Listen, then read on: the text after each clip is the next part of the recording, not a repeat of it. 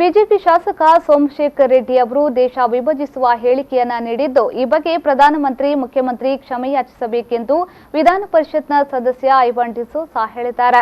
ಮಂಗಳೂರಿನಲ್ಲಿ ಮಾತನಾಡಿದ ಅವರು, ಸೋಮಶೇಖರ್ ರೆಡ್ಡಿ ಹೇಳಿಕೆ ಬಿಜೆಪಿಯ ಮನಸ್ಸಿನ ಹೇಳಿಕೆ. ಒಂದು ವೇಳೆ ಇದು ಅಲ್ಲವಾಗಿದ್ರೆ ಸೋಮಶೇಖರ್ ರೆಡ್ಡಿ ಅವರನ್ನ ಪಕ್ಷದಿಂದ ಉಚ್ಚಾಟಿಸಲಿ ಎಂದು ಒತ್ತಾಯಿಸಿದರು.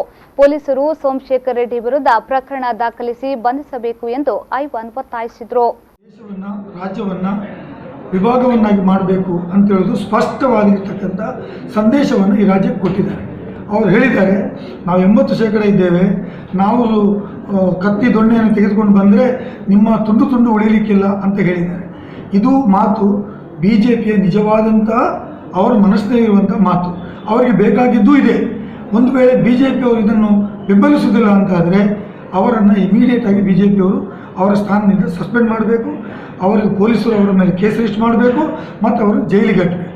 ಮತ್ತು ರಾಜ್ಯದ ಮುಖ್ಯಮಂತ್ರಿಗಳು ಮತ್ತು ದೇಶದ ಪ್ರಧಾನಮಂತ್ರಿ ಈ ದೇಶದ ಜನರಲ್ಲಿ ಕ್ಷಮೆಯನ್ನು ಕೇಳಬೇಕು ಅಂತ ನಾನು ಒತ್ತಾಯ ಮಾಡಿ